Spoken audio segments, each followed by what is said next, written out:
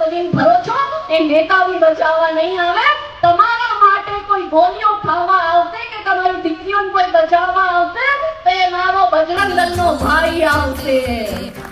માટે હિન્દુ સંગઠનથી જોડાઓ. આરએસએસ ને 100 વર્ષ પૂર્ણ થયા. આપણે શતાબ્દી મહોત્સવ મનાવીએ છીએ. આરએસએસ ના હોત તો આપણે આજથી 50 વર્ષ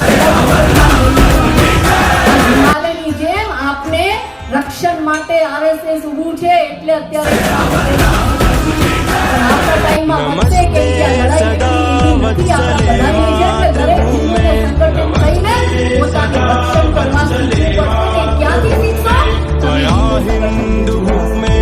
પછી બીજું કામ શું